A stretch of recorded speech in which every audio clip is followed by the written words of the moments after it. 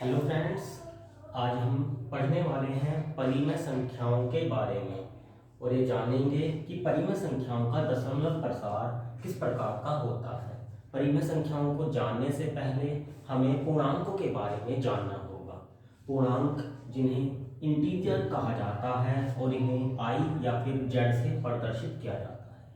आई से प्रदर्शित करने की वजह ये है कि पूर्णांकों को इंग्लिश में इंटीजर कहा जाता है और जेड से प्रदर्शित करने की वजह ये है कि पूर्णांकों को जर्मन भाषा में जहलीन कहा जाता है।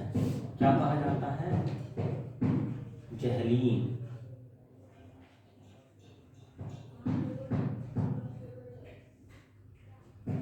अब इंटीजर में कौन कौन से नंबर शामिल होते हैं तो आप देख पा रहे होंगे।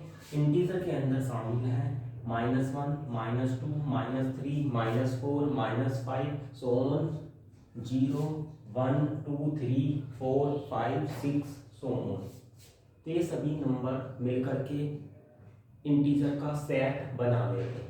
आइए अब जानते हैं परिमेय संख्याओं के बारे में।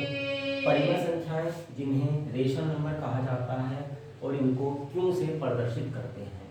इनको क्यों से प्रदर्शित क्यों करते हैं ये जानने से पहले हमें परिमेय संख्याओं की परिभाषा को समझना होगा।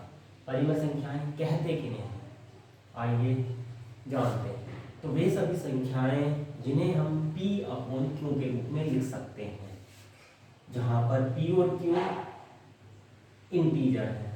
P और Q जो है वो इंटीजर है, यानी कि P और Q ये जो ऊपर संख्याएं दी हुई हैं इन्हीं में से कोई नंबर होना चाहिए और जो Q है वो 0 के बराबर नहीं होना चाहिए।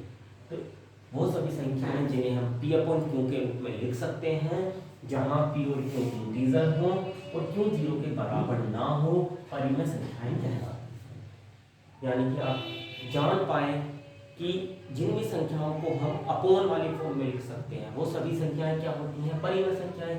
यानी कि परिमेय संख्याओं में हमें करना क्या होता है? एक संख्या को दूसरी संख्या से भाग लगाना होता है और जब हम एक संख्या को दूसरी संख्या से भाग लगाते हैं तो हमें जो रिजल्ट मिलता है उसे कहते हैं भागफल। क्या कहते हैं? भागफल। और भागफल को इंग्लिश में कहा जाता है कोशेंट। क्या कहा जाता है? कोशेंट। तो यहीं से सिंबल आया है Q। Q means quotient. Example देखते हैं। तो परिमेय संख्याओं के उदाहरण हैं 2/5, 7/3, 4/1, 0/1 आदि। तो यानी कि जिन भी संख्याओं को हम अपोन की फॉर्म में लिख पाएंगे ना, वो सभी की सभी हमारी क्या है? परिमेय संख्याएं हैं। लेकिन ऐसा जरूरी नहीं है कि जिन भी संख्याओं को हम बट्टे वाली फॉर्म में लिख पा रहे हैं वो परिमेय संख्याएं ही हों। आइए ऐसे कुछ उदाहरण देखते हैं जो अपोन की फॉर्म में तो लिखे जा रहे हैं लेकिन वो परिमेय संख्याएं नहीं है।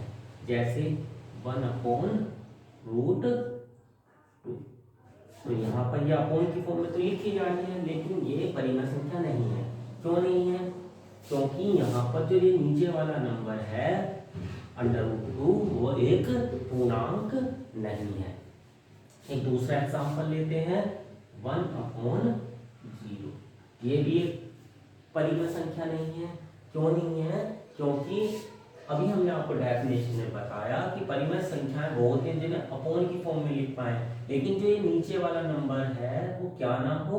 0 ना हो। लेकिन यहाँ पर हम देख पा रहे हैं जो हमारा डेनोमिनेटर है वो 0 है, इसलिए ये संख्या परिमेय संख्या नहीं है। तो यानी कि परिमेय संख्या होने के लिए एक तो शर्त ये है कि वो अपोन की फॉर्म में लिखी जाए, बट्टे वाली फॉर्म में लिखी जाए।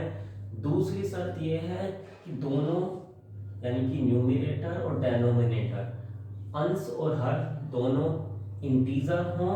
और तीसरी शर्त ये है कि जो आपका डेनोमिनेटर है वो 0 के बराबर ना हो। तो ऐसी संख्याएं जो इस शर्त को पूरी करती होंगी, इन तीनों शर्तों को पूरी करती होंगी, वो संख्याएं क्या होंगी? हमारी परिमेय संख्याएं होंगी। आइए अब हम ये जानेंगे कि परिमेय संख्याओं का दशमलव प्रसार किस प्रकार का होता है। यानी कि अगर हम किसी भी परिमेय संख्या में अंश को हर से भाग लगाते हैं तो जो हमें दशमलव में रिजल्ट मिलता है वो किस प्रकार का आ सकता है। तो परिमेय संख्याओं का जो दशमलव प्रसार होता है वो दो ही तरीके का हो सकता है, एक तो शांत यानी कि टर्मिनेटिंग और दूसरा अशांत आवर्ती या अनवसानी आवर्ती यानी कि नॉन टर्मिनेटिंग रिकरिंग। आइए इनको उदाहरण के माध्यम से समझने का प्रयास करते हैं। अगर आप 1 को 2 से डिवाइड लगाते हैं तो आपको रिजल्ट मिलेगा 0.5, 3 को 5 से डिवाइड लगाएंगे तो रिजल्ट मिलेगा 0.6, अगर आप 1 को 8 से डिवाइड लगाएंगे तो रिजल्ट मिलेगा 0.125। तो इन सभी में हम देख सकते हैं कि कुछ स्टेप के बाद, दशमलव के कुछ स्टेप के बाद जो हमारा रिजल्ट है वो रुक जा रहा है यानी कि टर्मिनेट हो जा रहा है। तो ऐसे जितने भी दशमलव होते हैं ना, दशमलव प्रसार जितने भी होंगे इस तरीके के, वो सभी क्या कहलाते हैं, शांत दशमलव प्रसार। और जो शांत दशमलव प्रसार होते हैं वो किसको प्रदर्शित करते हैं, परिमेय संख्याओं को। आइए अब जानते हैं अशांत आवर्ती या फिर अनवसानी आवर्ती के बारे में।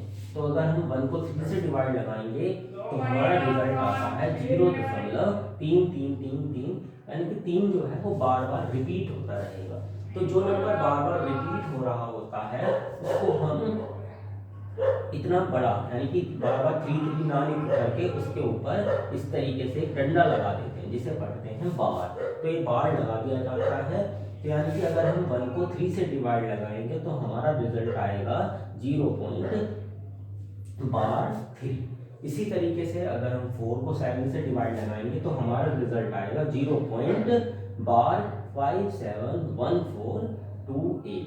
तो इस तरीके की जो दशमलव प्रसार हैं जिनमें कोई डिजिट या फिर कोई पूरा का पूरा नंबर क्या होने लगता है, बार बार रिपीट होने लगता है, बार बार रिकर होने लगता है, उस तरीके के जो दशमलव प्रसार होते हैं उन्हें क्या कहा जाता है, अशांत आवर्ती या अनवसानी आवर्ती दशमलव प्रसार। और इस तरीके का जो दशमलव प्रसार है वो भी किसको प्रदर्शित करता है, एक परिमेय संख्या को प्रदर्शित करता है। तो मित्रों ये वीडियो देखने के बाद आप परिमेय संख्याओं और उनके दशमलव प्रसार को आसानी से समझ पाए होंगे। अगर आपको हमारी वीडियो पसंद आई हो तो हमारी वीडियो को लाइक करना मत भूलिएगा। Thank you.